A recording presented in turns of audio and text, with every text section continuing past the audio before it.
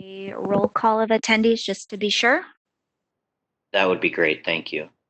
Fantastic. So we have Board Chair David Paris, Present? Vice Chair Dion McLean, Present. Board Member Frank Ruffino, Present. Board Member Sergio Azzolino, Present. and Board Member Heather Dane. Present. That is everyone. Okay, thank you.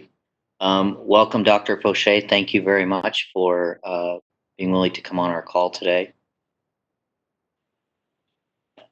And Thanks so much for the invitation.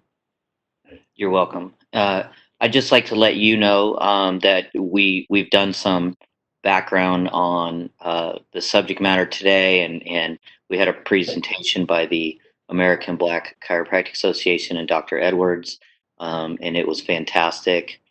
And we had read the background is that when the Board of Governors released their June 4th, inequity in culture leads to inequity in healthcare. And just for your information, that's attached to our board meeting packet.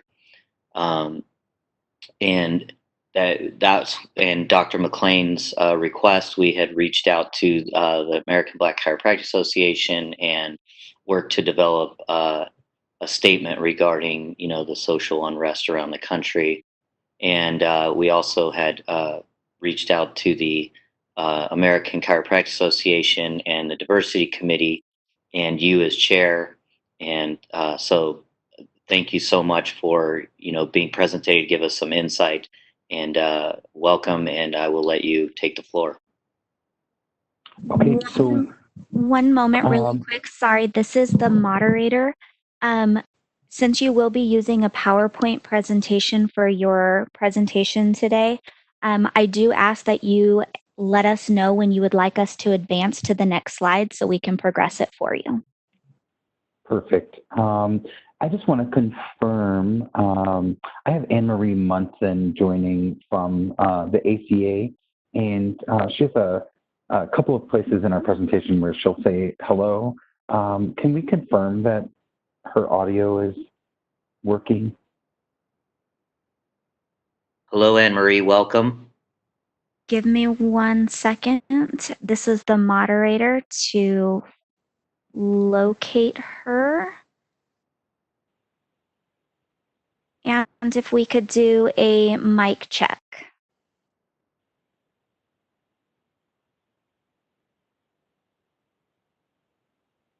Anne-Marie Munson.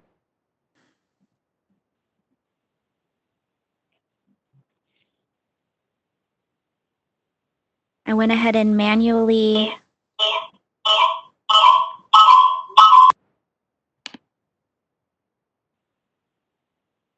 I think that she may have phoned in as well.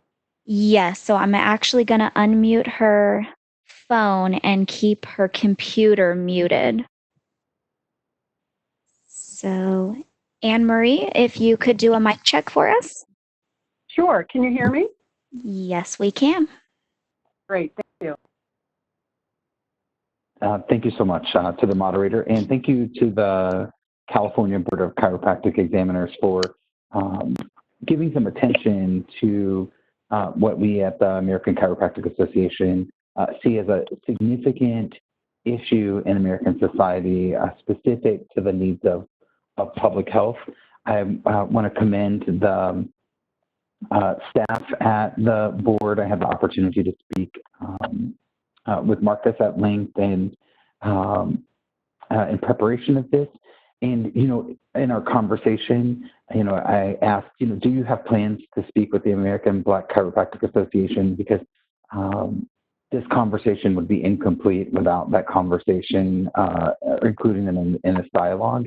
And I was really reassured in my conversation with the professional staff at the California board, and delighted to hear that Dr. Edwards, who is currently, leading the American Black Chiropractic Association as the president. And I think it's especially important to note that their entire executive team is all women. And so I really applaud applaud them and applaud the California board for their foresight into really inviting more than just the ACA or the ICA. So what I should tell you before we get started is I'll use some data points in this presentation, and I shared with the professional staff at the California board a set of references.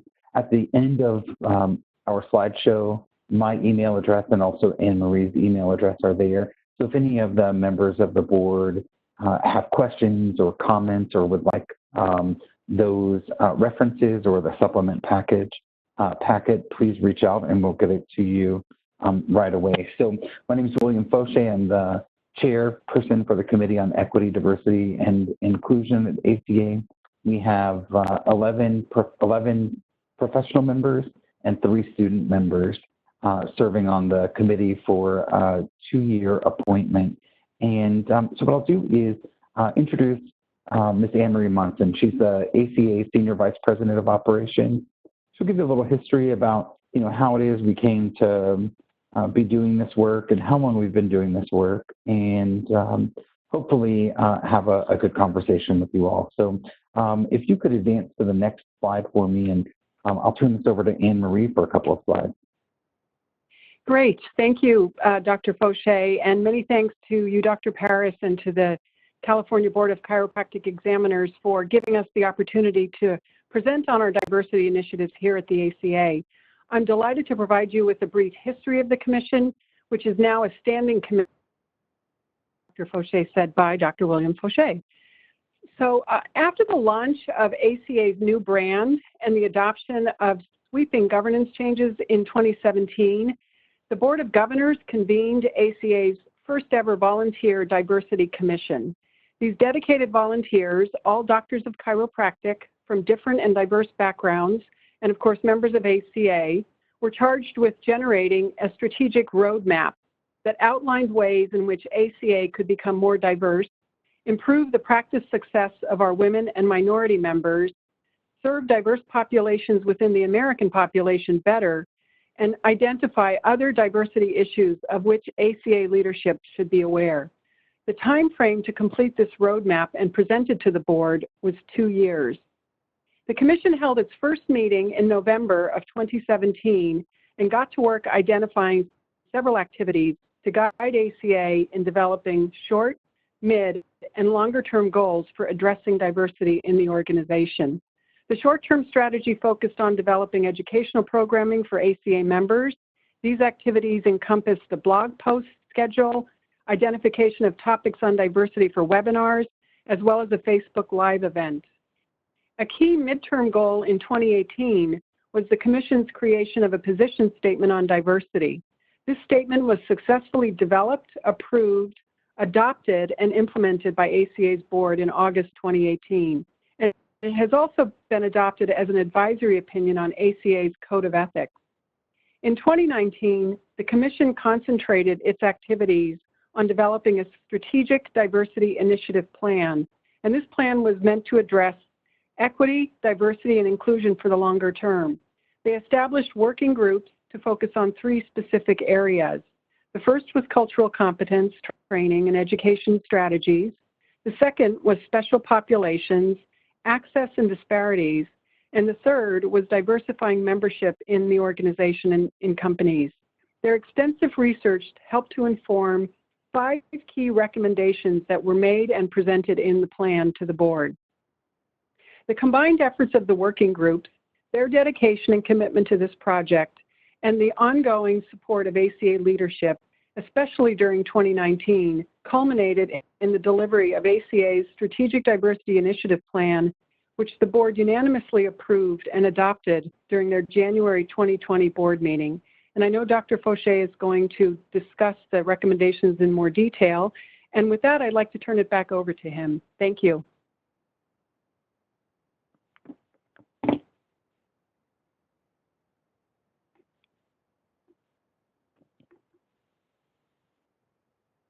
And of course, this is the way of it. I said to myself, you will not be talking while you're on mute, and I did it right away. So there's that. Moderator, can we advance to the next slide, please? Thank you. So, oftentimes we see this cartoon or variations of this cartoon in arenas for social awareness and social justice and the movement for really a more equitable world. And one of the significant things that we've unpacked in our work at the American Chiropractic Association is where in this broad range do we actually land as an organization? Where are our responsibilities? Where are our rights and privileges? And where can we really affect change? And so we have landed that, from this representation, that the thing that our ACA Committee on Equity, Diversity, and Inclusion is best suited for is equity. And so, I've seen many of these things, and likely you all have seen these things along the way. And our intention is to create a more equitable world for ACA members as a membership-driven organization, but also for the patients that we serve and the communities where we live. So if we could advance to the next slide, please. So, the immediate events, including the protests and calls to action surrounding the murder of George Floyd and Breonna Taylor and Ahmaud Arbery, and, there are many other brown and Black individuals and community whose lives have been affected by systemic racism and societal inequity. And, we recognize that this is, has really catalyzed an opportunity for organizations and families and institutions and communities to more closely consider how we can participate in either increasing or decreasing oppression and inequity. And then we have an opportunity to collectively decide how to take a stance for a more equitable and just society. So, following the death of George Floyd, the ACA Board of Governors did create this statement, and we believe that we have a good relationship, a good working relationship with the team at the American Black Chiropractic Association. So one of their past presidents serves on the committee with us, and so they issued the statement on June the 4th, and they did, do what feels like responsible governing. They checked in with the folks at the ABCA to make sure that the statement that we're making feels truly equitable and that it's a good representation for the type of organization that we'd like to be. So we'd like to, again, say thank you to the California Board of Chiropractic Examiners for being the very first regulatory agency to reach out to us. We've had invitations to talk to, associations and organizations and, universities and student groups, but this is the first of a regulatory agency to reach out for this. And I think it's considerably appropriate. I've learned along the way as I was preparing for this meeting with you that, California is a majority minority state. And so these are the things that matter to your constituents and the communities where you serve. So thank you. Let's go ahead and go to the next slide, please. So, I want to recognize and acknowledge with you all that when I have conversations about diversity and inclusion and equity as a representative of the American Chiropractic Association, I really always need to be clear with folks that we understand and recognize that I am a white male having this conversation, and that our current board makeup, there are 6 members on our board of governors, and we have a single minority member, and 3 of our 6 leaders on the board are women. And so I just want to acknowledge that I'm a white male doing this work on behalf of ACA, and I am getting as much of an opportunity to develop my capacity to not speak on behalf of other individuals or groups, but to really lead the way for opening the door into conversations where folks may not have always been invited. So the National Board of Chiropractic Examiners, their practice analysis that came out in 2020 noted that 90.8% of chiropractors are white and that 67.3 of us are male. So with that being said, the fact that, our organizations, including, regulatory agencies, I looked at the makeup of the national board, in advance of this as well. And, and the profession is largely homogenized. One thing that is shifting is that chiropractors under the age of 30 are becoming a little more diverse. So, in the beginning of this practice analysis, the group, like a Hispanic population, there were only like 3% of chiropractors were Hispanic 30 years ago, and now 5% are Hispanic. A substantial change in African American and Black identified folks, a 3% increase over the last 30 years. And so I wanted to just acknowledge that with you all. I'm not certain of the makeup of your board, but I imagine that the makeup of your board is largely reflective of the general makeup of the chiropractic profession. So I didn't want to not acknowledge that with you all. So let's go ahead and go to the next slide, please. So when we formed our commission, we did a significant amount of work to determine, what are other organizations and professions doing in terms of, when we started this work, we called it diversity work, diversity and inclusion. And so we looked, what are folks doing on the D&I world, for optometrists and podiatrists. And, so we assessed what these other groups were doing, and we created a survey of for our members, to determine which special population topics might be relevant for their own clinical practices. And also, we carried those topic choices over from the ACA diversity statement, so that we weren't, asking folks, hey, do you find this thing to be important, and only putting it in, in one place, so that we could get a good representation of what mattered to chiropractic doctors in their communities. Our work was really also informed by two primary papers related to chiropractic and diversity. So Dr. Claire Johnson, who is a professor at National University, and she's the editor-in-chief for the Journal of Manipulative and Physiologic Therapeutics and the Journal of Chiropractic Humanities, and an associate editor at the, and also the editor of the Journal of Chiropractic Medicine. She and Dr. Bart Green have done a couple of papers around diversity, and the problem with this is that these papers were published in 2012, and there's a really important thing that I found to be especially poignant, and it was, we need to do this with a sense of urgency, and so several years later, the chiropractic profession is looking at this with some sense of urgency, and I'm really excited to be able to contribute to the process. I'm thankful to be able to have this sort of conversation. So in these papers, there's an important thing found here, and I quote, "This study found that the chiropractic literature on preparing the chiropractic workforce for landmark changes in U.S. demographics is virtually non-existent." And I end quote there. So we'll go ahead and slide. The next couple of slides are a little text heavy. So these text heavy slides are included in the supplemental packet, so don't feel pressured to read hard and listen hard at the same time. So the ACA Statement on Diversity was presented to the ACA Board of Governors in 2018. And one of the things that I'm most proud of is that we, in this work with the ACA, is that the House of Delegates, which is a representative of all of the states in the U.S. and territories, have a seat in the House, and some state affiliate associations.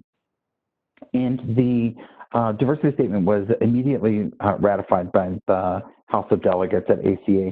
So, I felt that was a good representation, that the folks who are in leadership, not just at the very top, but the folks who are in leadership at ACA recognize that this is an important task for the ACA to endeavor. So we also want to recognize that in our diversity statement, we use some very specific language as we define diversity. And then additionally, we recognize there are other factors that might contribute to inequity, such as educational status and geographic location. And I think that's especially important when we look in terms of access to care and how folks in the United States are able to see doctors of chiropractic. So this statement was our first major project, which earned broad support in the governing bodies at ACA. And, part of our conversation with our constituent members has been really wrapped around, in the third paragraph there, we talk about cultural agility. So oftentimes with cultural competence, what we get is like this, single topic training, how to give a trauma-informed physical examination, or how to ask about gender pronouns on intake forms, right? Those are very specific, examples of cultural competence training. And one of the things that we've attempted to do in the broadness of our work is to allow our constituent members to have an enhanced and more robust skill set that allows us to meet truly diverse needs of many patients. And, here's the thing that chiropractors oftentimes say in conversation is this idea of, and some of you may feel this, but I've heard this many times. I don't care about, who the person is or what they do when they're not in my office. They come in and I see them as a spine. And so I've had, variations of that come up over time. And in my own personal work on anti-racism, I find that to be entirely disregarding for the entirety of the individual. And so with our folks at ACA on our team that's working on our diversity and inclusion initiatives, we really had big conversations about agility. How can we allow ourselves and each other to navigate complex situations easily? So we're going to go to the next slide, please. So our mission, vision, and value statements, primarily the information that guides us at ACA is really about, patient-centered evidence-based care, how we can impact public health, and how we can improve collaboration and integration. This is not, only relevant to our work with equity, diversity, and inclusion, but this really, as we've gone through our developmental processes, we've come back to this mission, vision, values, just to make sure that the work that we're doing and our projects align with what it is we've committed to our members to deliver. So if we could go to the next slide. These text-heavy slides, again, I'll go through relatively quickly. So our strategic diversity initiative plan that was approved unanimously by the Board of Governors earlier this year. We made 5 significant recommendations. So the first is that we establish a standing committee. We've done so. And as I said earlier, we're fully seated. Our second recommendation is that we establish ACA as the leader on issues related to equity, diversity, and inclusion. And what we mean by that is that we engage other primary stakeholders in the chiropractic profession and ask each other to do better on behalf of our patients and on behalf of chiropractors. The third recommendation is that as an organization driven by membership, that we improve the diversity of our general membership. The member services, which Anne-Marie mentioned briefly earlier, that we really want to just endorse continued efforts of the ACA professional staff to make sure that we're meeting the needs of patients and our doctors. And the last is, a recommendation for audit and respond. So briefly, what we mean by that is, as things come up, which naturally happens in organizations, that we have a plan to take rapid assessment on information, on language, on wording, on statements, and that we respond quickly. So the statement that Marcus referred to earlier, that was in the packet that you received in the board meeting notes, is a prime example of audit and response. We saw a need, So we asked for a response, and it happened quickly. Next slide, please. Thank you. So, the chiropractic profession's lack of literature entries and the research on special population is really, seriously problematic. So, one of the things that comes up is that there's a lack of evidence to inform practice for special population. This really is not in line with the expectations of the National Institutes of Health for funding research, and it really does not acknowledge the broadly varied lived experiences of the American public. I did a quick literature search using the index to chiropractic literature, and I did some some keywords. So I'm a member of the LGBT community, and so I thought we'll start with what matters to my family most and immediately. So in the index to chiropractic literature, I searched LGBT and got 0 responses. Now, I collaborated on a paper a few years ago about culturally competent care for transgender patients, and it's in the chiropractic literature, and I already know that. So then I searched for transgender, and there were 2 literature entries. There were 2 for racism. When I searched Hispanic, in the word Hispanic as a keyword in the index to chiropractic literature, there were 14. But when I went over to PubMed and I searched Hispanic plus physiotherapy, there were 164 entries. And when I searched African American in the ICL, there were 16. But in PubMed, African American plus physiotherapy returns 239 entries. So, the point in that is, as a profession, we aren't even asking questions about, the needs of a changing American population. And, I think that that's also reflected in utilization rates and, access to chiropractic care. So we'll move to the next slide, please. One of the, what felt like, our easiest, most deliverable asset to ACA members really has happened through the Learn ACA platform. So the Learn ACA platform is our continuing education clearinghouse.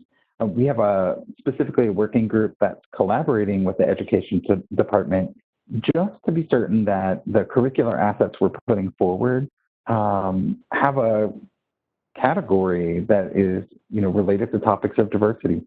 So ACA to date has 6 live or on-demand topics. We've had educational sessions at our national conferences, and we've highlighted EDI topics with students through webinars and presentations, on-campus events, and at student leadership conferences. So these courses are available for members and non-members, and we expect our contribution to Learn ACA on topics specific to diversity and inclusion to really grow substantially over the next several years. We embrace the challenges of cultural agility as we, kind of talked about in our diversity statement. And, we hope to continue to develop the educational programming opportunities and initiatives that support the needs we see and the needs that we're asked to fill. So some of the potential topics that we recognize and that, I give you a personal request to recognize that any of these topics might be, a good fit for, wherever it is the doctors in your state practice. So, we identified, race, ethnicity, color, and, a recognition for implicit bias, gender and gender identity, sexual orientation, religion, nationality, geography, disability, parental status, marital status, age, and socioeconomic status. And, specifically the needs for, an individual chiropractic doctor and the needs of their unique practice or community really are not going to be cookie cutter. So if you consider adding a learning component to meet the needs of the California public, I hope you'll consider a broad range of topics. Can we go to the next slide, please?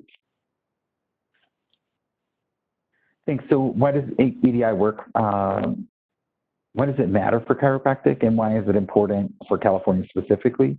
So, not all consumers of healthcare receive the same care or the care that meets their needs, free of discrimination or bias. So, that's not always intentional, though it, certainly could be. I took a look at the Public Policy Institute of California. It's a nonpartisan research organization, just to find out kind of what were the demographics in California.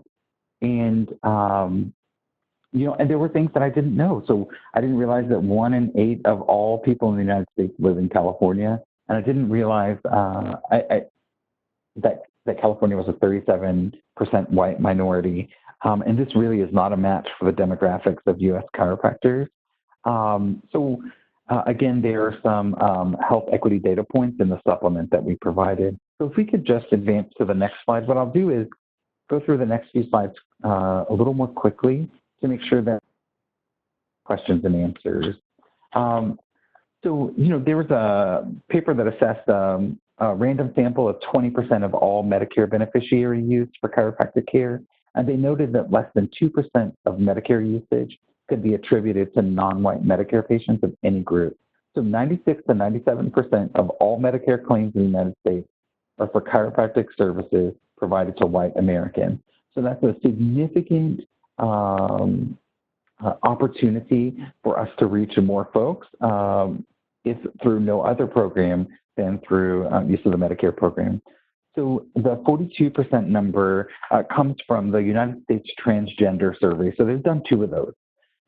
The USTS notes that there are increases in poverty and health disparity for transgender people. This is over the general U.S. population. And there are some, the concept of intersectionality is where a person has multiple opportunities in their life for systemic oppression. So, for example, maybe a Hispanic transgender woman might have a more significant challenge than a white woman or than a white male. So that intersectionality increases the possibility oftentimes of some oppression of some sort. So 42% of the respondents on this U.S. trans survey noted that that if they have a disability, in addition to being transgender, that they have a history of mistreatment by a medical professional. And, so when I think about that, I'm clear that again, some of that is unintentional, but 42% of disabled transgender folks who responded to this have been mistreated by a medical professional. And I find that to be, something that we can do better with. The last thing is that 74%, this lack of diversity in research population, I told you that there are a few entries in the chiropractic literature, but I found this really great paper. It was a 3-month longitudinal study. It had 2,024 patients with chronic low back pain or neck pain. They assessed these patient files from 125 clinics at 6 locations. I mean, they really did the work here, right, in the U.S. 74% of these individuals were women. Most of this sample had a college degree, were non-Hispanic white, worked full-time, and had an annual income of $60,000 or more. And so even though there's this really beautiful paper with some excellent information for application for chiropractic doctors to justify or validate our right to be in the medical marketplace, it is not representative of the American population. And so despite the quality of the paper, the significance and power of that is diminished just based on the sample. And so if we could advance to the next slide, please. So African-American women, especially older African-American women, are at a particularly high risk of experiencing pain-related disability because of this intersection of age, race, and high rates of chronic conditions such as osteoarthritis.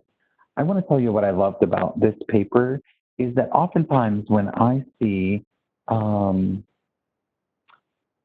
information related to minority health and they talk about chronic conditions, one of the things that we have done as a society and as providers of healthcare or providers of healthcare delivery is this systemic opportunity that we take to somehow blame minority health issues on the decisions of healthy living. So oftentimes they'll say something about, type 2 diabetes, hypertension, lack of exercise, instead of, the simple facts, which are the chronic condition here was osteoarthritis. So I thought this was a meaningful paper.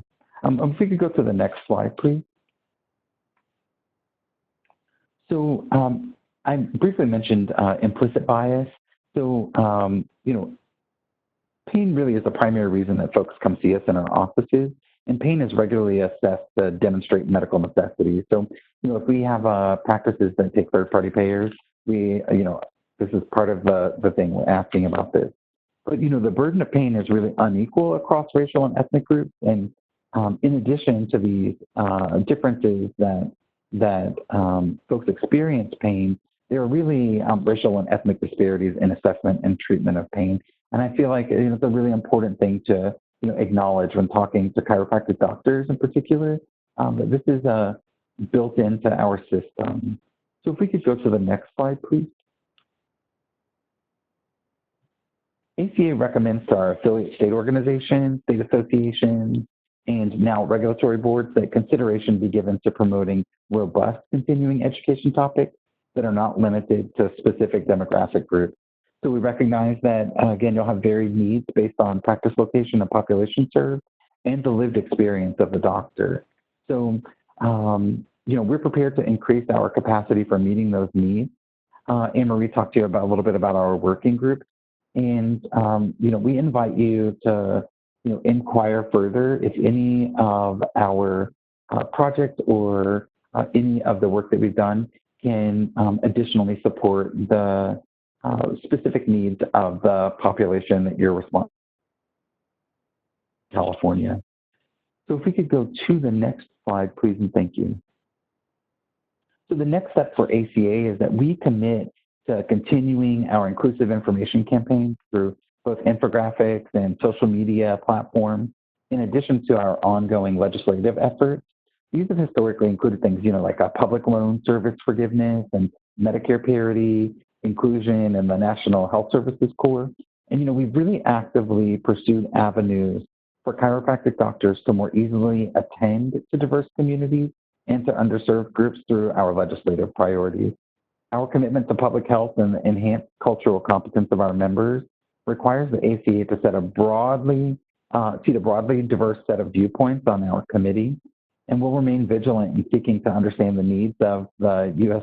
Demographic as it changes, and to better serve chiropractic patients and chiropractic doctors. We have not just begun these processes, as Anne-Marie said.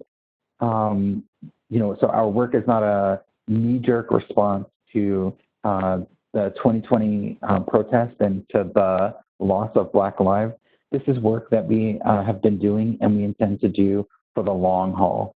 The most recent events have been a powerful reminder that our organization has the capacity and responsibility to contribute to a more equitable world through the lens of public health. And really, that's the basis of our mission, vision, and value statement. Our diversity statement and EDI initiatives are really our actionable items, and in our effort to really just do our part. Anne-Marie, do you have closing comments? Sure, Dr. Fauché. Really, I just want to say that, ACA, we've made a lot of progress in this area. We've learned a lot along the way as we've been working on trying to identify the types of resources that would be useful to our membership and the profession.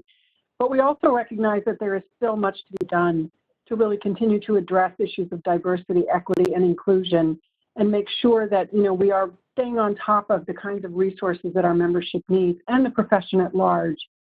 So we still have a lot of work to do. And thankfully, with Dr. Fauché's leadership in this area, I think we really have a great path forward. Thank you. Thank you, Anne-Marie. Can we advance to the next slide so that our contact information is available for the members of the board? So I had hoped that this would be a 30-minute talk, and we've gone a little long. I have time. I apologize if you really were tight on time, but I am finished with our talk if you all have questions.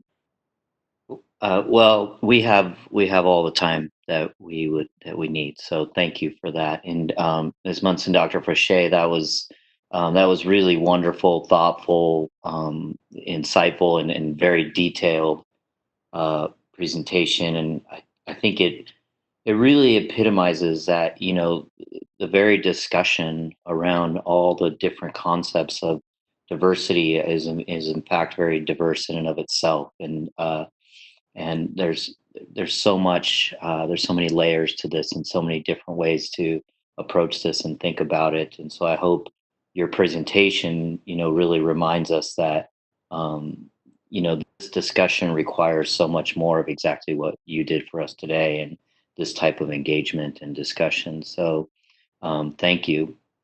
Thank you to you both. And what I'd like to do is open it up for any discussion from our board members.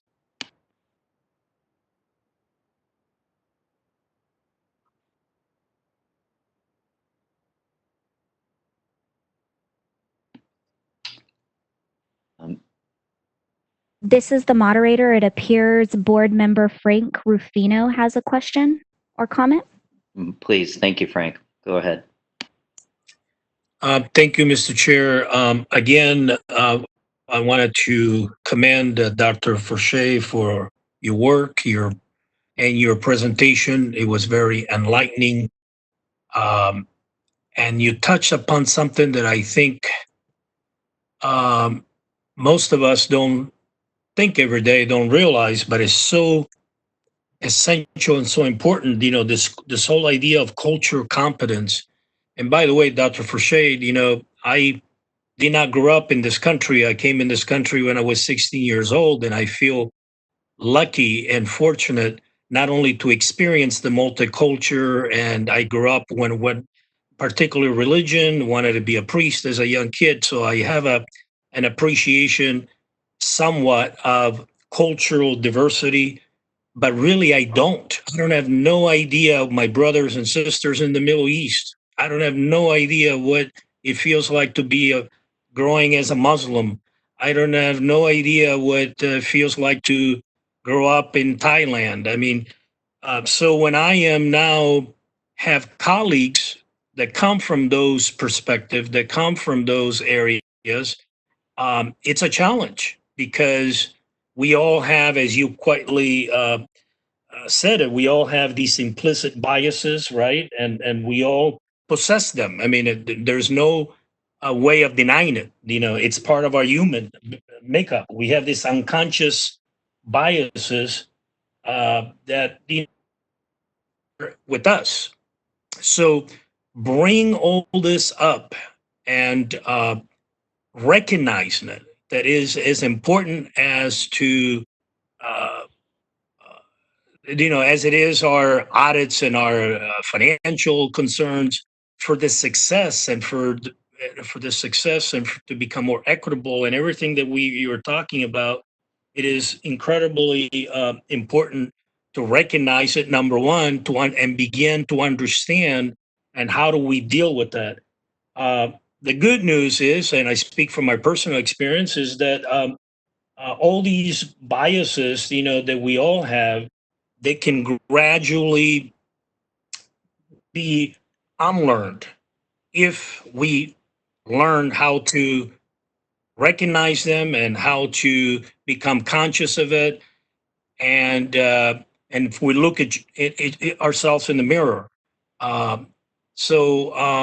Thank you so much for your work. It is evident based on your own statistics that you just point out, 93% of this profession is white. Wow. I mean, wow. I expected a little bit better than that. So it is a challenge for all of us, whether I'm a public member, by the way, Dr. Fauché, I'm not a chiropractor, but it is a challenge for all of us, both the profession, the public members, the average citizen. It's to not only recognize, but to begin this process of taking action, more so than just slogans and more so than just saying, we appreciate diversity. We need to embrace diversity and so on and so forth. So thank you so much for being here today. Thank you to the staff, to Robert and and others. And thank you to our vice chair of the board for initiating and for requesting, that we address this very issue. This is the moderator. I know during or prior to the presentation, we did lose Vice Chair Dr. McLean. I wanted to give her an opportunity to do a mic check. I have unmuted your call in. Hi, Natalie, can you hear me? Yes, we can. Okay, great, thank you. I actually had a couple of questions before you move on, Dr. Paris. Please go ahead. I wanted to, and excuse me if it was answered because, as she said, my call was lost in the middle of that, to my dismay. So I heard the statistics on the percentage of white, and I think you said there was Hispanic. Did you have information on percentage black are in the? Yes, ma'am. Can you hear me okay? Yes, I can.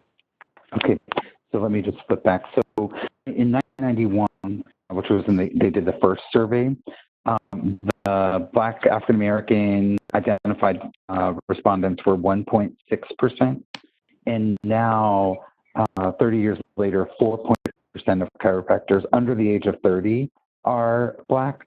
Sorry, excuse me, I said this to you backwards. So the percentage has changed much since 1991, right? So 1.6% roughly of all chiropractors are Black chiropractors. In the under 30 group, 4.6 are Black. So our younger folks who are graduating chiropractic college are significantly more than the folks who are currently practicing or have been practicing for some time. Great. And the other question that I had was regarding your strategic plan and the 5 recommendation areas that you mentioned. Is your information on strategic plan available for public? And if so, do you have dated action items of implementation of those areas of recommendation? So that's a great question. So our strategic plan, as submitted to the board, was submitted as a complete packet. So our recommendations, as listed for you, would be public information. We have no, reason to have not shared any of those things. We have, Dr. McLean, we have bi-monthly full committee meetings, and then we have on opposite months, the working groups meet and submit reports on prep. So what we've done is, as assessed, what the current climate is for chiropractors engaging in conversations around equity, diversity, and inclusion. This year looks different for our deliverables now than it did in February. So we don't have a time-stamped plan in that sense, but we do submit an annual report to the American Chiropractic Association, and I also submit a list of priorities for the year, and then we do a check-in at the end of the year. It happens that this year has shifted a little.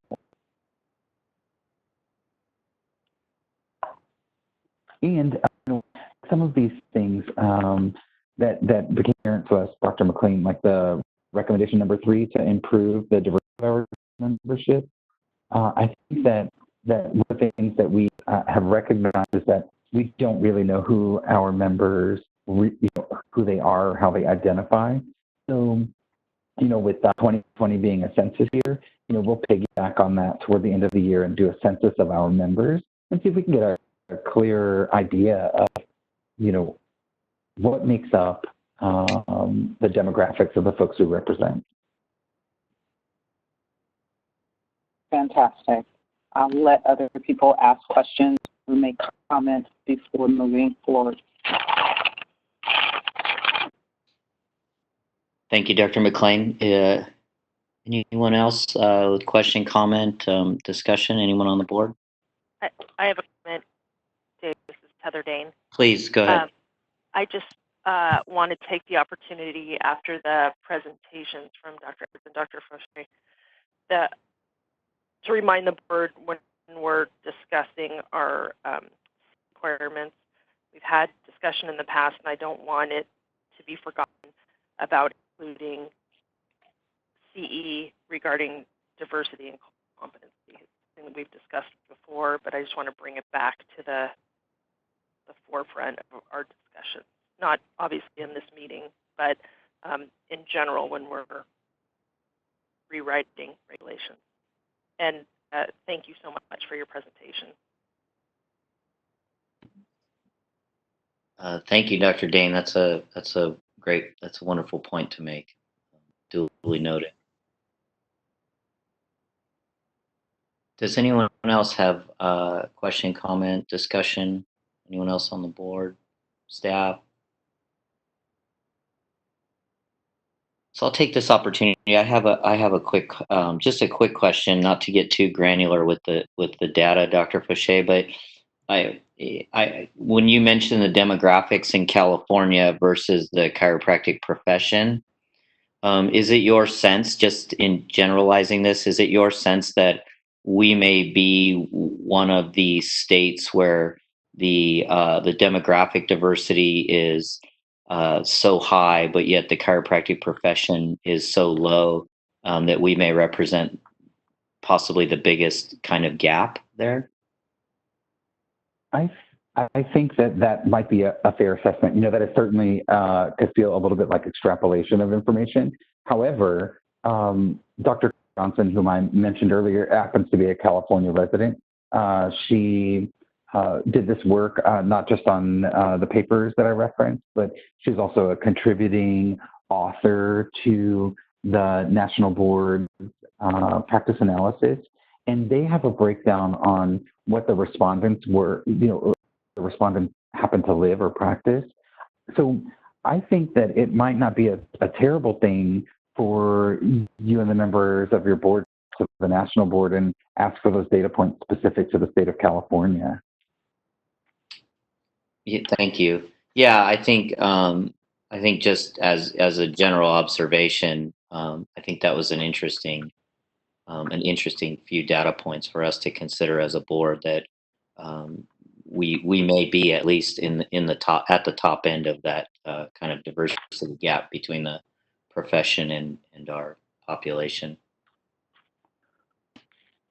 Dr. Pierce, some of the schools I think that some of the chiropractic programs, the DCP programs, are much more diverse than others. So, I went to school at Northwestern, which was sort of appropriately reflective of the region.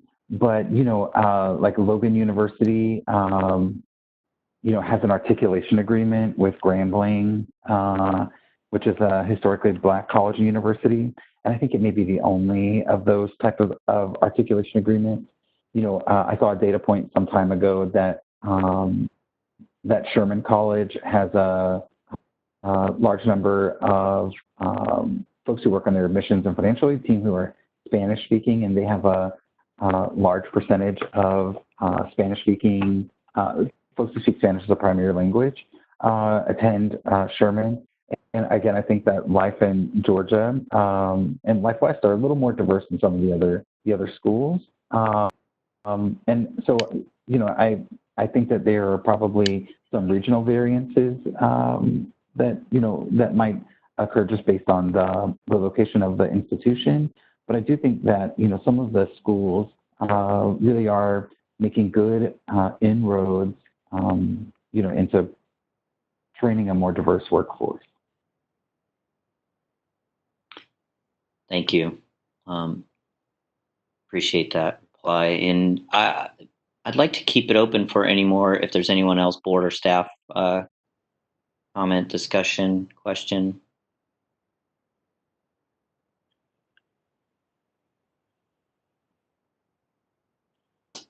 And hearing none, moderator, can we open this up for public comment? I'm This sorry, is David, should I have, I'd like to have some time. You want me to go after? Oh yeah, Public comment? I thought if you wanted to go very last, Okay. or if you'd like to do it Yeah. prior. No, that's fine, yes. Okay. Moderator, can we see if there's any public comment? absolutely. This is the moderator, and at the direction of the board, I have opened the Q&A panel for public comment. If you would like to make a public comment, please click on the icon with a question mark within the square located at the bottom center of your WebEx screen. I am sharing the instructions on the screen for reference. It is not necessary to identify yourself in order to make a public comment, and I will take the comments in the order that they are received. I will now pause a moment to give the public time to access the Q&A panel and submit their requests.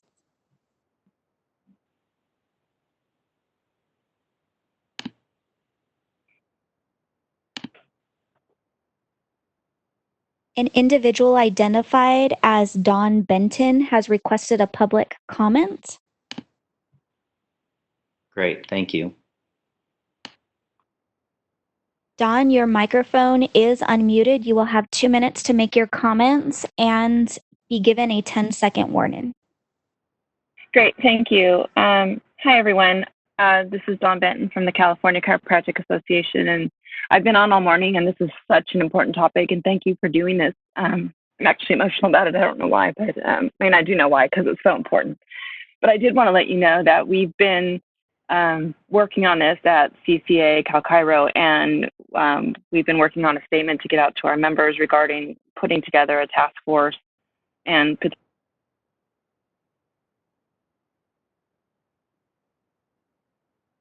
to be addressing this. And so hopefully we'll have something going out today. The statement's written and we're just waiting on final approval. But I just wanted to say thank you, and whatever we can do to be of assistance, we're here and willing. So thank you, that's all.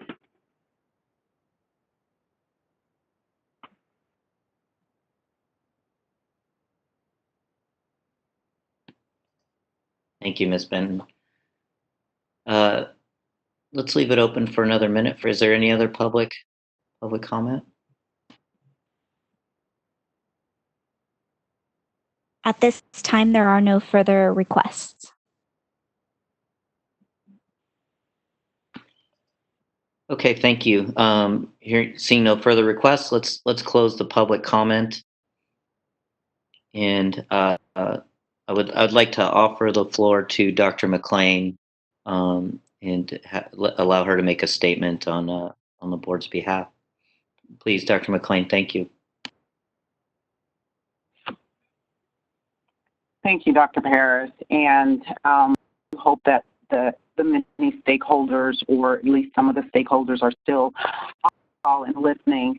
And I'd like to say that I'm coming to you not as a member of the board, but as a member of the public, as a member of a community that has been marginalized. I'm coming to you today, not just as I stated, not just as a board member, but as an African-American woman raising 2 Black boys in this tumultuous society that we live in. As one, it's not the first Black female to sit on this almost 100-year-old board in this predominantly white profession in this country, with its roots in racism, subjugation, oppression of all people of color, and specifically of Black people. The abhorrent legacy of slavery which endures, and our collective complacency, especially the complacency of those in power and privilege who have silently allowed the original sin of this country to persist. The time has come for us to stand up, not just stand by, to intervene in every instance of racism. The privileged no longer have the luxury to pretend that racism no longer exists. As Karindi said, denial is the heartbeat of racism, beating across ideology, races, and nations. There can be no neutrality in the struggle against racism. We must neither be producer nor a consumer of racism. We have come to a critical moment in our collective history, And as Martin Luther King stated, a riot is the language of the unheard. And what is it America has failed to hear? It has failed to hear that the promises of freedom and justice have not been met.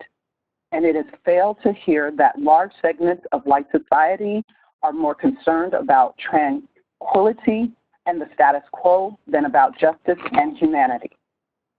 While saddened and a bit disgusted by the events and our history in this country, I am a little hopeful as I watch the reckoning of this country and see the non-Black allies step up and align with us, saying no more. The voices of those that have been marginalized will no longer be muted. For those asking how is this related to health care or saying that the board should not take a position here, I say that this is not just a social justice issue. This is a healthcare crisis. These injustices have proven that it is also a safety issue. The effects of this persistent exposure of discrimination can lead individuals to internalize the prejudice that is directed against us, which manifests as anxiety, depression, fear, stress, poor overall health, and some researchers have even said that racism and the violence associated with it has caused post-traumatic stress disorder in the Black community. This did not start with just George Floyd, Breonna, Ahmaud, Trayvon, Eric, or Tamir. However, the death of George Floyd was another reminder of the depth of racism and systemic oppression in this country. This racism and oppression goes against the mission of us as healthcare providers and of this board to protect the health, safety, and well-being of the public. In that light, I would like to encourage all licensees, providers, schools, and organizations to educate yourselves and the public you serve on implicit bias, cultural differences, macro and microaggressions, and cultural sensitivity. Work to meet the needs of the marginalized communities of color. To draw out racism, we must do the critically important and uncomfortable work. I challenge you to self-evaluate. You must have a no-tolerance policy on racist behavior in your offices, in your state and national organizations, in our colleges, and in our community. Now more than ever before, we must put forth anti-racist policies which require persistent self-awareness, self-criticism, and self-examination. I challenge you to look at the makeup of your board, your trustees, your governing bodies, and begin recruiting and retaining people of color in executive leadership. We must accelerate efforts to increase racial diversity and become committed to a process of institutional transformation that addresses this systemic racism and oppression. Then and only then will true change occur.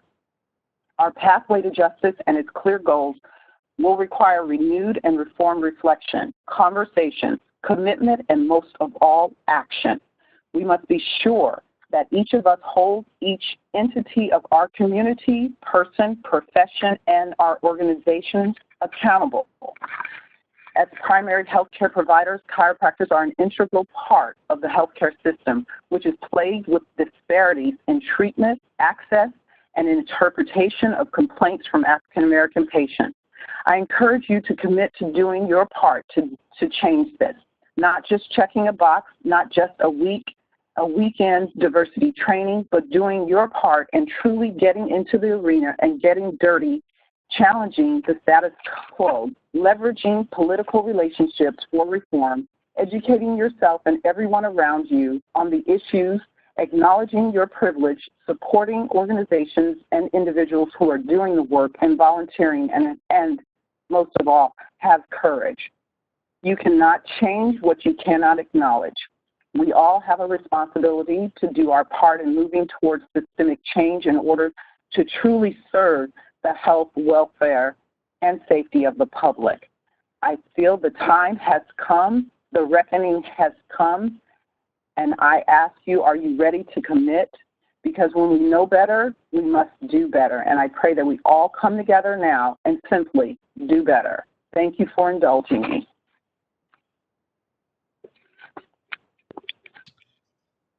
Dr. McLean, thank you very much for that very powerful statement and very much on point given the discussion today and society and everything that has been going on all around us. So for a long time.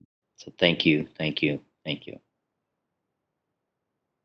If there is hearing no more discussion, I'd like to thank Ms. Munson. Mr. Chair. Shay. Yes, sir. Just quick comment. I just, if I may, Mr. Chair. Please. Just quick comment. I want to thank our colleague and board member and vice chair, Dr. McLean. We couldn't have said it better ourselves. And I want you to know that I'm willing and able to do my part. And I accept your challenge, and I hope we all accept her challenge. Thank you, Dr. McLean. You're welcome. Thank you, Frank. Thank you, Mr. Rufino. So I'd like to again thank Ms. Munson and Dr. Fauché. That was wonderful, and we've really elevated the discussion here, and we can't appreciate you enough. And Dr. McLean, that follow up, thank you very much for your statement. And I think it looks like we are due to take a lunch break here from the meeting and come back with, looks like we're coming to item 11. And I have a request. I know lunch is, looks like typically it's an hour. I'm hoping I might get a motion or a second if needed, but I would have a request that maybe we can shorten that to perhaps 30 minutes or so and come back a little bit early and move forward with the rest of the agenda items. I so move, Mr. Chair. I second. You. Great. Any discussion or any objection there? Okay, fantastic. And Robert, is that okay on the staff side that we do that? Yes, that's fine. Thank you. Okay. So what I would like to do is, it looks like I have, let's call it 1:10. So if we can come, it's 1:09 technically, but we'll make it 31 minutes. If we can come back at 1:40, and moderator, if we can put the meeting in recess until 1:40, and we'll be reconvening with agenda item 11. Sounds good. The Board of Chiropractic Examiners board meeting is in recess and is set to return at 1:40. Board member Heather Dean. Present. Executive Officer Robert Pulio. I'm here. And Executive or Assistant Executive Officer Marcus MacArthur. I'm here. Fantastic. Everybody is back. Thank you. Okay. Hope everyone had enough time to get a quick lunch in. Thank you for a wonderful first half of our meeting today. And let's move on to agenda item number 11, update, discussion, and possible action on proposed revisions to curriculum requirements and approval of programs. 16 CCR sections 330 to 331.16.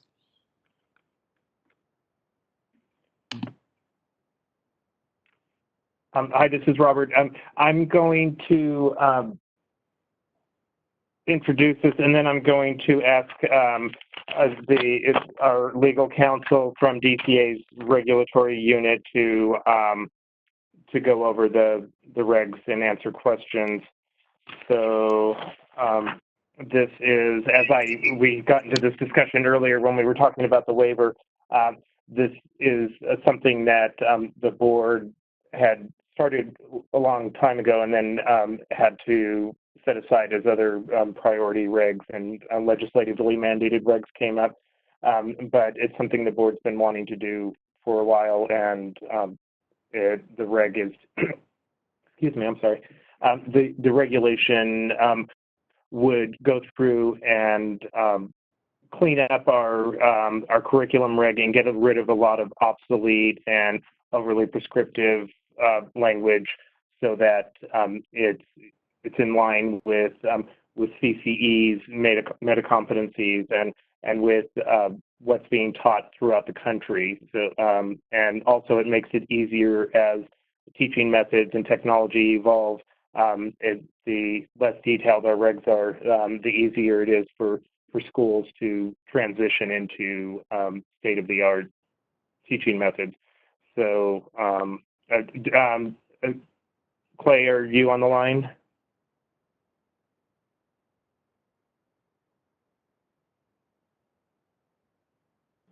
I am on. Hi, this is Clay Jackson. Yes, I am on the line. Right.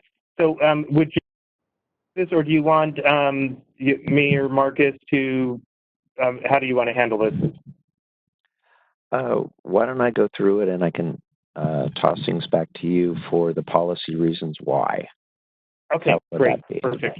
I was hoping you'd say that. Thank you. Wonderful. Mr. Chairman, members of the board, again, I'm Clay Jackson, and we're looking at page 1 of Article 4. And so I'm just going to hit the highlights and go through and explain some of the legal things that are going on here. Hopefully everybody can hear me okay. Each one of these items, the authority and reference section for each section already exists for each section. Revision of these are not considered substantive. So even though it's in 330, meaning the authority and reference section, it is not found in many of these, probably just to save you reading, but they will be revised and included in the final regulations. Moving on, the only change from what's in your text, there's 2 of them in section 331.1, and the first one where it says rules is crossed out, regulations of the Chiropractic Initiative Act. It should say regulations or the Chiropractic Initiative Act. So that would be a change that would be determined to be substantive. And then in D, as in David, of 331.1, in reviewing this, I found that section 29029 or 29023A2 of the Education Code no longer exists. And so it did back in the 1970s, but it's been amended. So the revision there would be changing that language. So it would say of compliance with the requirements of, and we'd change what's there to Article 6 of Chapter 8 of Division 10 of Title 3 of the Education Code, open parentheses, commencing with Section 94885, close parentheses, is filed with the board. And that would, and the thought is we would include the entire article that the successor of the existing code section is listed to allow the board to have more leeway in working with CCE in getting schools approved for California. Moving down, and most of this things that are added, Marcus or Robert, if you have anything that was added that you want to discuss, just stop me and I'll keep going and I'll let you go. 331.1, supervision. As you'll note, this section, along with others, are mostly deleted, and the reason why is as Robert just said, they're obsolete and they don't work within CCA's current parameters and schools throughout the country. Robert, do you have anything else to say on this one? No, thank you. Okay. So anyway, that's that one. 331.4 is there. There's no change. 331. I'm sorry to interrupt, but I think on the last one you said 331.1 and it was 331.3. So just so that's 331.3. Okay, yes, Supervision. just so that's clear for the minute. Okay. Thank you. So, and will there be any change, Robert, to 331.4? This one we had discussed. I think this is an error that we didn't strike it. I think we were just going to remove this because that's something that the regional accreditors oversee. So, unless any of the board members have a concern or a reason why they think we should be interjecting ourselves into that, that's all covered by federal and state law, and the regional accreditors that accredit the schools as far as administrative functions, they have oversight in that area. So I don't think there's a need for us to have this in our law. It's not something we really have the ability to do anything about. So we'll just note that as being deleted. Yes. Moving on. Again, if the board members, when they discuss this, if any of the board members want to discuss that because they have concerns, we can reconsider that, but it should be deleted. And the Robert just had is in your relationship.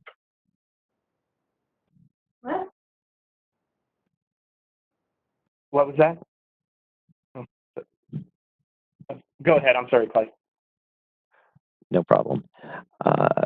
What Robert had just said is also important because since others are inspecting and reviewing these items, it doesn't make sense to have the board either re-reviewing or potentially conflicting in their review of CCE's review or other entities' review of these schools. Moving on to 331.5. There's revisions that were made. So if anybody has any comment, they can do it. Next is 331.6.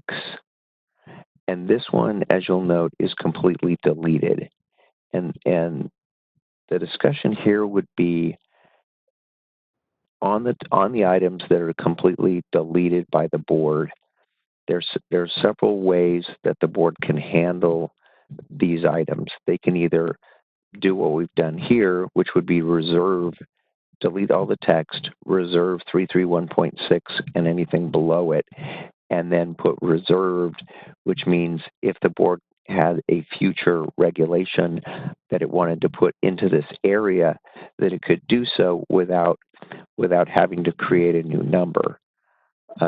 Conversely, if the board just wants to completely delete it, it can do that also. And there's only two points of concern on complete deletion, and that is that if there's a form or some other document or another regulation section that refers to a completely deleted item, then you'd have essentially some material that the board uses that would be moot. It would not be able to be used because the section that it relates to or refers to would be gone. So I recommend in that case that the board have the executive officer and the staff go through all of the existing forms and other documents once this is, and it's not removed until the final OAL action. But while this is in process, to ensure that all of the forms, any materials, or any other regulations that could refer to any of these sections are revised so that we don't have those conflicts between the two. And the last thing that would be a potential problem that won't exist here is if this was at the end of your regulations, the problem would, in completely deleting and not reserving a number, could be that the board right behind you in the regulations could see those open numbers, see that there's no one using them, and potentially, I'm going to use the word, steal your regulation. So, or at least your reg numbers. But you don't have that problem here because 330 and 331 are in the education portion of your regulations, and there's plenty of room because you have 331, 331.1, on, and you never got to 332 through 339. So you've got hundreds of numbers potentially using your current format that you could put additional regulations into on these topics. So that's not a problem, but I did want to point it out to you. Moving on, 337 is completely deleted, or 331.7 is completely deleted.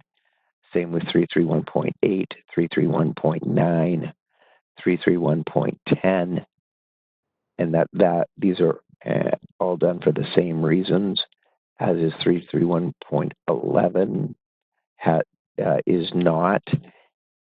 As you'll note, it's several pages long, but when we get to the end, 331.11 it's completely stricken except for the new paragraph at the end starting school shall ensure, and then the reference is once again section 5 of the Chiropractic Initiative Act.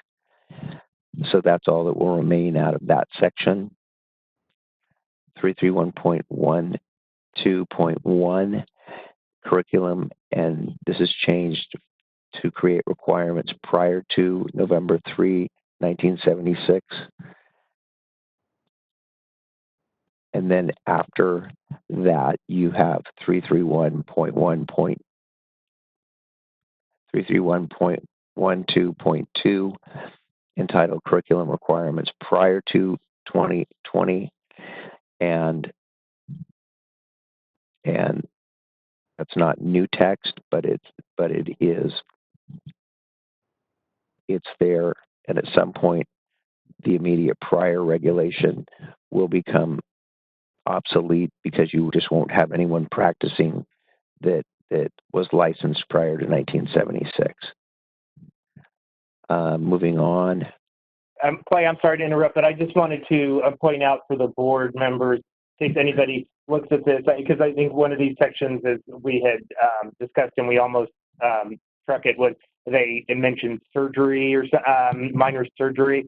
And the reason we're leaving those references that aren't appropriate to California in there is that this is kind of a retroactive, or not really retroactive, but these sections are applicable to people who've already graduated from school, and so it's not going forward. So we're leaving them as they were because they're not applicable to new applicants. They would be to people who were already already licensed, most likely. And at some point, though, that's in the prior to 1976 regulation. Is that correct, Robert? Correct. And then in the, for that one, and then even for the next one, the prior to 2020, or when, sorry, where's the next one?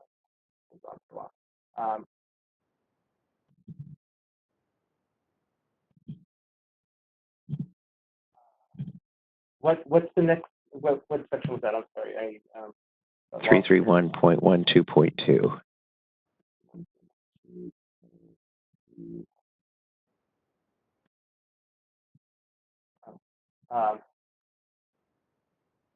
So I don't believe we changed anything in this one either.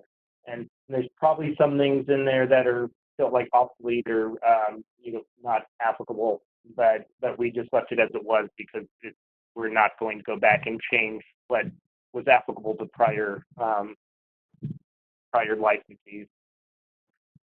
And at some point, as I mentioned, the 1976 regulation will probably just be stricken via Section 100 revision, meaning that it can be deleted because it's obsolete or is against current law, but that one would just be deleted because no one that graduated or was licensed prior to 1976 is either alive or in practice.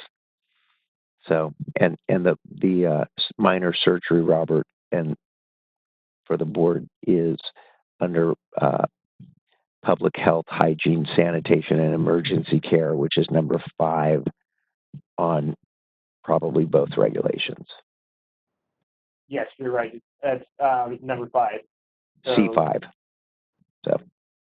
Yeah. Sorry. So yeah. And so that's on page 11. Just in case anybody's looking at that down the line, I just wanted to go on the record. There's a reason why we didn't go in and clean these sections up, even though there are things in them that would be problematic today.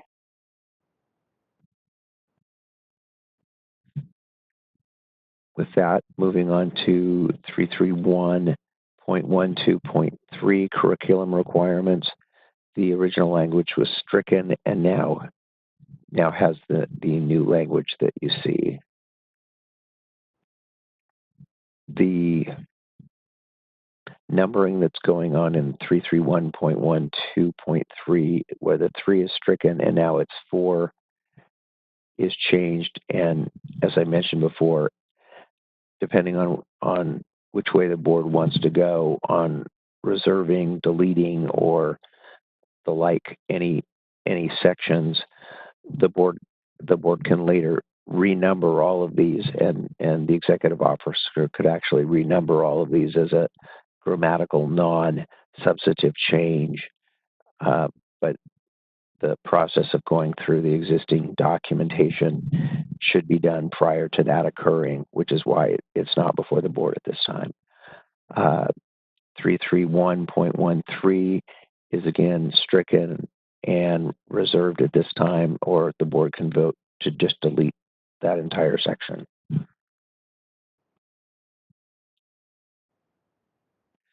331.14 is the same issue.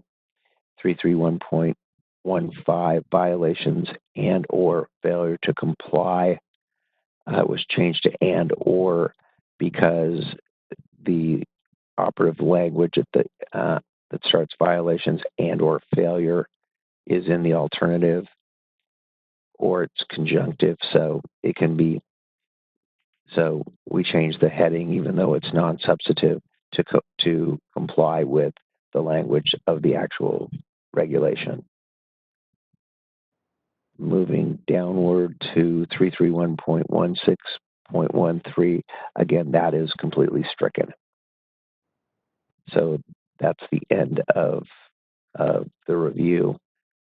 Are there any questions?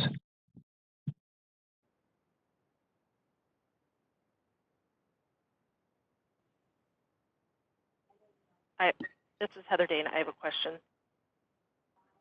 I got disconnected for a minute when you were talking about 331.12.2 requirements prior to 2020 and the 1976 and all that. I just wanted to know, this stuff that's in these sections, that's in the Act, correct? Is that why they're still in there? This is Robert. No, these aren't in the Act. This was the board's interpretation of the Act, or that they did through regulation. But when the last regs were done, it was carried over from, because the point 2 is which one is it? Point 1 is prior to 76, and then point 2 is prior to 2020, which is the current regs right now. And I somehow, the last time these regs were amended, which must have been in '76, they carried that forward. And, even though minor surgery isn't in the scope of practice of chiropractic, it was in California at least, it was in the regs, and it got carried over to what are the current regs now. But since these are applicable to people who have already been licensed, we're not going to go back and change those or fix that reference because it was there, and whoever's been licensed has been licensed pursuant to these requirements. Okay. All right. Thank you. Mm-hmm.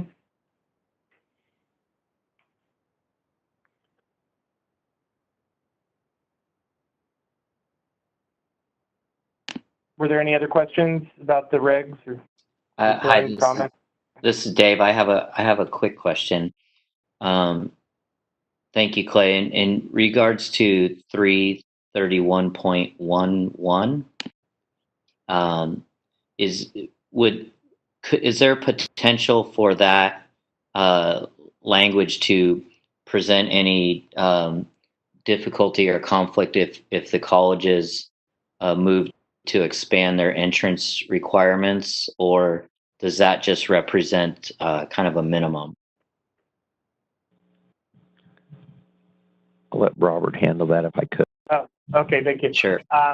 So the what this is, because this is in the act, in the act. And we struggled with how to word this because the requirement isn't on the schools; it's on applicants for licensure. They have to provide us with proof that they have a high school diploma or equivalent, and the equivalent of at least 60 pre-chiropractic college credits, and in certain areas which are specified in the act.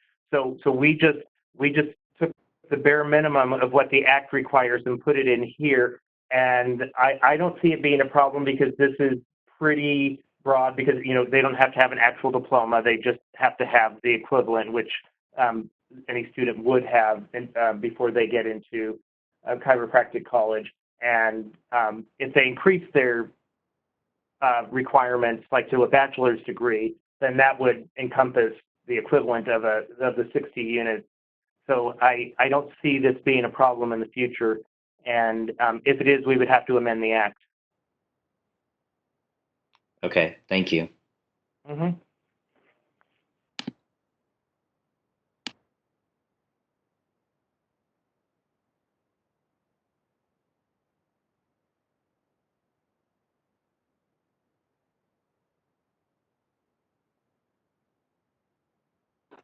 I guess, Dave, you might want to open it up to public comment since there's no board member discussion. Yeah, no more. Okay, thank you. Moderator, can we open this up for public discussion? At the direction of the board, I have opened the Q&A feature for public comment. If you would like to make a public comment, please click on the icon with a question mark within the square located at the bottom center of your WebEx screen. It is not necessary to identify yourself in order to make a public comment, and I will take the comments in the order they are received. I will now pause a moment to give the public time to access the Q&A panel and submit their requests. While we're waiting, Michael, I just want to, I may have given bad direction here. Should there have been a motion made before we take the public comments, or does that matter?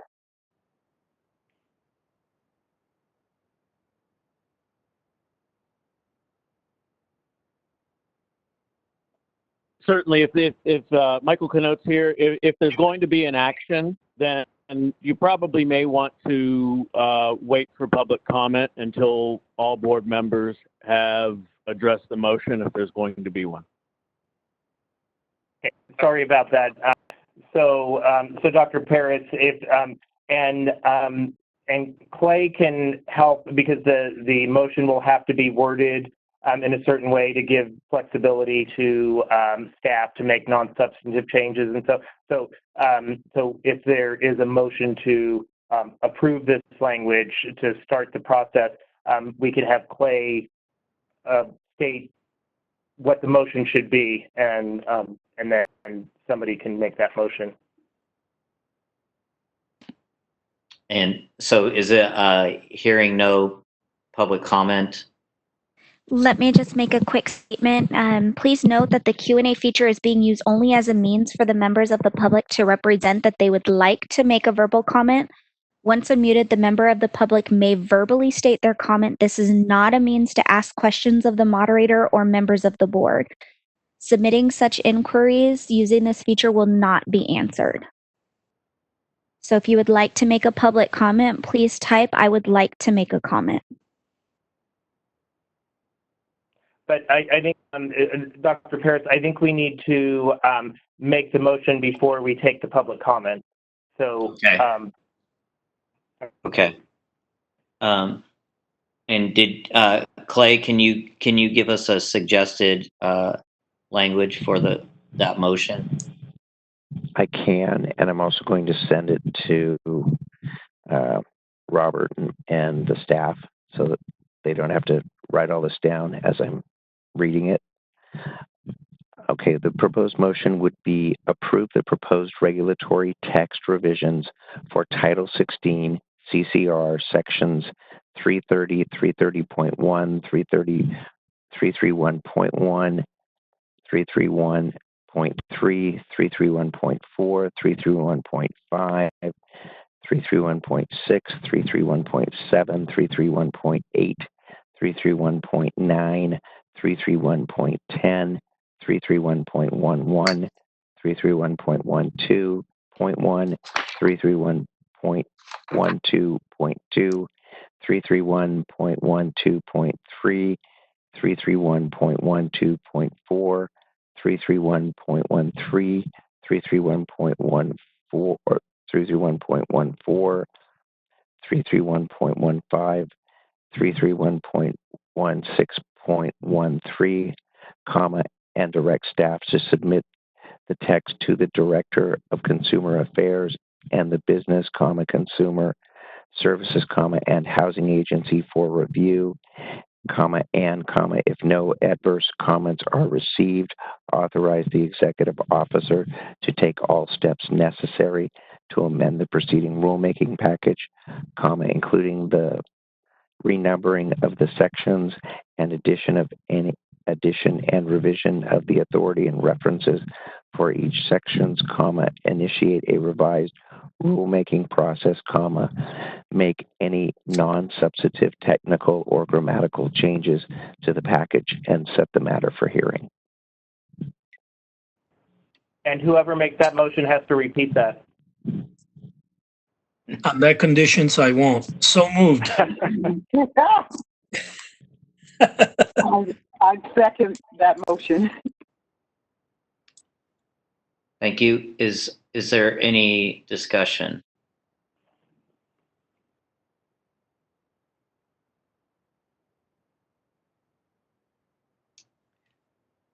Hearing no discussion from the board moderator, can we open this for public comment? The Q&A panel is open, and we do have an individual identified as Anna that would like to make a public comment. Anna, I'm going to unmute your mic. You will have 2 minutes. You will receive a 10-second warning, and your mic is currently unmuted. Thank you so much. I have a quick question, actually. What would be the timeline and the next steps if this proposal is approved today?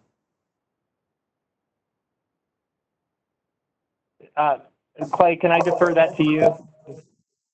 Sure. Probably the best way to answer that is item 12. We're actually going to be discussing timelines and everything else. So maybe that would be the best time to answer that. As Michael said in the last meeting, the short answer is regulations are lengthy, and it depends on how the process goes. They could take anywhere from 6 months to a year to become effective. So it should be able to be completed and turned into agency and the director within a month from now, though. So the process will start depending on how the documentation goes. Okay, thank you so much. Thank you, Anna. Moderator, is there any more public comment? Mr. Chair, there is no additional public comments. Would you like me to close the queue? Please, thank you. The queue is now closed.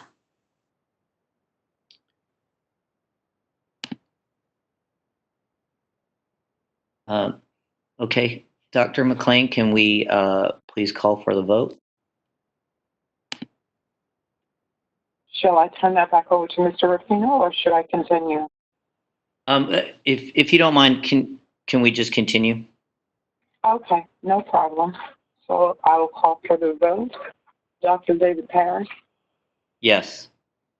Dr. Dion McLean, yes. Mr. Frank Rapino, Dr. Sergio Azzolino,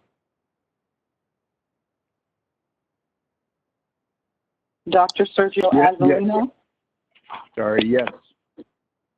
Dr. Heather Dane. Yes. The motion carries 5-0. Thank you.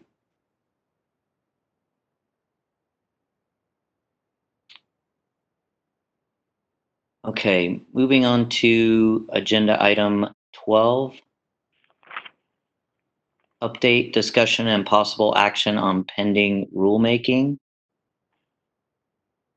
And Robert, do you want to take this one? Yeah, I can briefly go through these. So starting from the top, and I think we'll just discuss the ones in Group A and curriculum, as those are the ones that are currently moving through the process. Again, in this time of limited staff resources, we devote as much time and resources as we can to our regulations, but it tends to go a little bit slower than we would like at times, but we do the best that we can. And with Clay on board, with the ability to prioritize getting through and reviewing our regulations, we hope that in the next year or so that we can speed up and get through these a lot more than we have in the last couple of years. So just bear with me as I slowly go through these. So at the top, we have number one, denial of an application. As board members, you guys may recognize this is 2138. And so this is our regulation package that we're working on that would help us become in compliance with the legislature's mandates in 2138. So that's currently with legal, and we're working through the process to get that reviewed and initiate the rulemaking process, or start promulgating the rulemaking process on that one. So Clay. And for the record, I'm sorry, Marcus, for the record, yeah. that's Assembly Bill 2138. Oh yeah, AB 2138. And then Clay, do you maybe have an update, or can you inform us of where we are currently with that particular reg package? It's in process, and in order to get anything from, and this will be below, but the short answer is, in order to get a regulation to the Office of Administrative Law, it first goes from the board. It then goes through our office, and it's then turned over to the Director of Consumer Affairs. That her review is her timeline for it is up to a week, but she turns regulations around usually in 24 to 48 hours, and we'll review the entire package. Next, it goes to agency, and then agency has their deadline is up to a month. Although because of COVID and other issues in 2020, that review's taken up to 3 months in the past.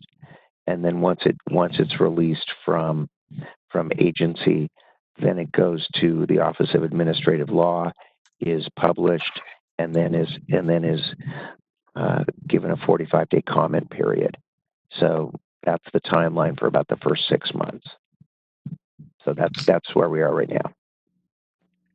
legal review. And so, Go ahead. And so, just as Clay stated, that is the regulation package that we have the furthest in the process. So we're getting closer to being able to notice that for the 45-day comment period.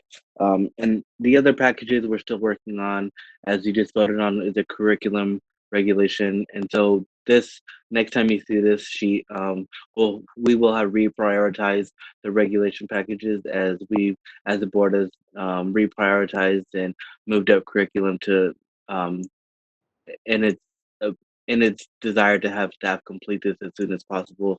And then we're not currently working on it, but before the next meeting, we'd like to have a licensing and CE committee meeting so that we can jump back into the CE regulations as we've made progress on curriculum. And I know that's still a priority of some of the board members, so we'd like to make some progress on that. So that will be coming up before the October meeting. And then a couple of the other packages that we've worked on in the past are the CPEI and the where is it at? The delegation of authority. And so those are I think over currently on the legal side pending review. And then the last package that we hope to make some progress on before the end of the year is our disciplinary guidelines. We've been talking about it for a while, but I think hopefully we can free up some staff resources to devote some time to that. As I know, Dr. Paris and the enforcement committee want to make that a priority. So, so just so the board knows, as we make progress on one regulation package, we can reprioritize another one, and that's what I foresee for the second half of this year. Do you guys have any questions?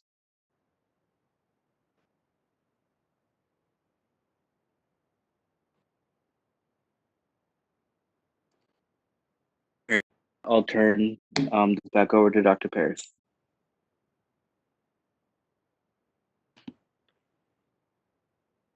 Dr. Paris, if you don't mind, I just want to, because I'm thrilled with the progress we're making on the regs. I mean, they're getting into the pipeline and moving through the process, and I want to give kudos to DCA for the new regulatory review unit in legal. It's been the results are showing, and I particularly want to thank Clay and Heather Clay and Heather Hoganson, his supervisor, because they've been very helpful, and their knowledge of the regulatory process and regulations is amazing. So that's really been a big boost, and so just thank you. Thank you for that, Robert, and thank you, Clay. And Marcus, thank you for the update. And I believe we can move on to agenda item number 13, public comment for items not on the agenda.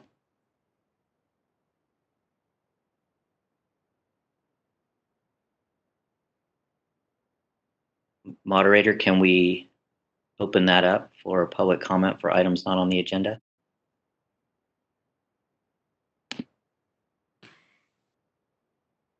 This is the moderator, and with direction from the board, I have opened the Q&A feature for public comment. If you would like to make a public comment, please click on the icon with a question mark within a square located at the bottom center of your WebEx screen. I am sharing the instructions on the screen for reference.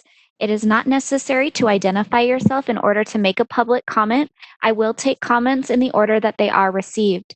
Please note that the Q&A feature is being used as a means for members of the public to represent that they would like to make a verbal comment. Once unmuted, the member of the public will have 2 minutes to make their comment. This is not a means to ask questions of the moderator or board or members of the board. I will now pause a moment to give the public time to access the Q&A panel and submit their requests.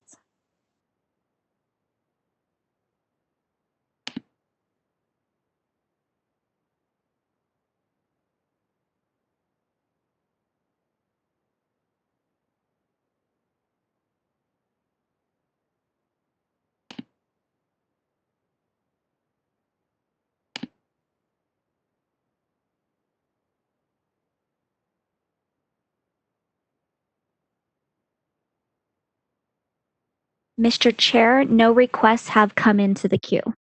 Would you like me to close this feature? Please. Thank you. You're welcome. Dr. Paris, this is Natalie Boyer. I just want to double check. I know Dr. Strux, it was his intention to have his public comment and his concerns over the continuing education be agendized for the next meeting. Is that still possible considering that he made the statements earlier in the meeting?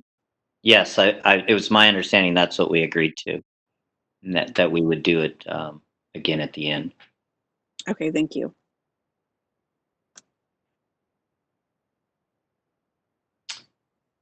Moving to agenda item 14, any future agenda items? Any discussion from the board members?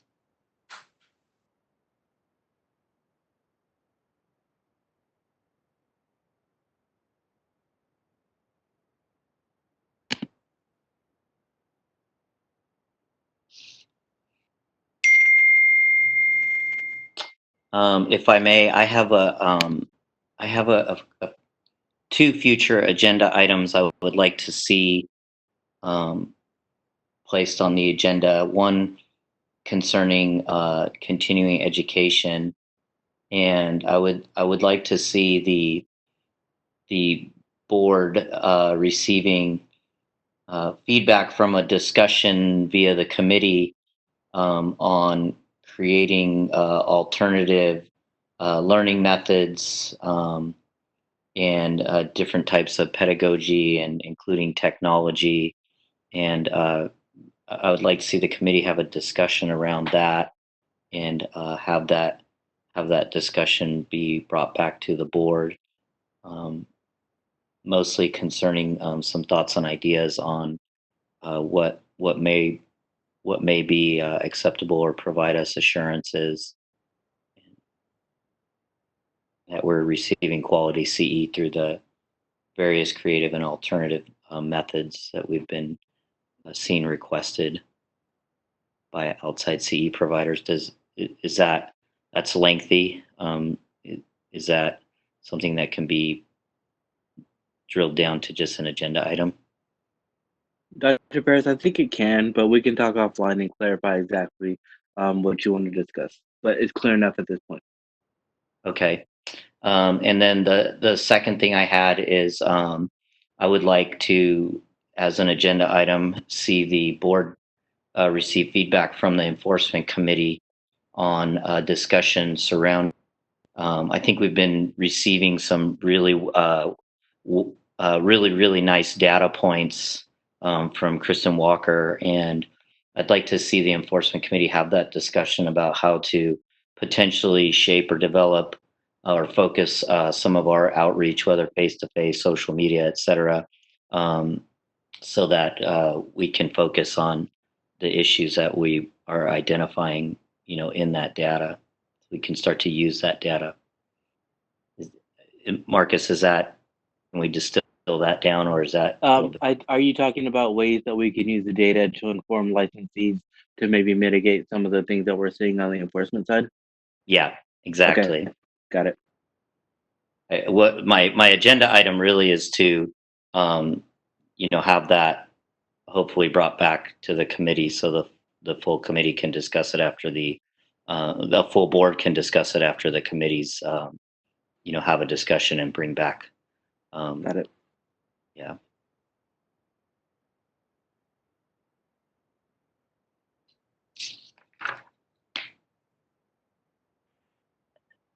This is Sergio Azzolino. Am I free to speak, Mr. Chair?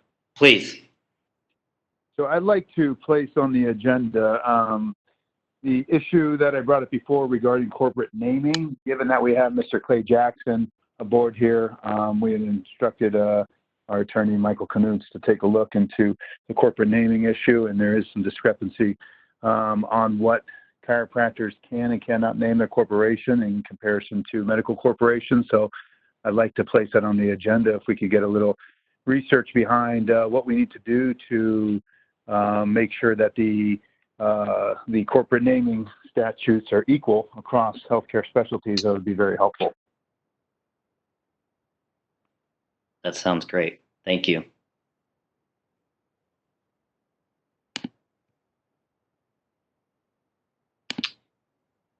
Any other future agenda items?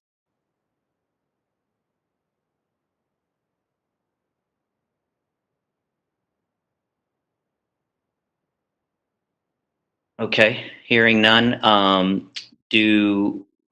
have on the agenda next that we are going to go into closed session. And prior to doing that, does everybody want a quick 5-minute break? Yes. Dr. Paris, we should also let anybody who's members of the public who are on the line know that there will be no further issues being discussed in open session. Just the board goes back into open session after closed session, but they don't disclose anything. So there's no need to hang on the line and wait till the end of the meeting. Okay, duly noted to the public.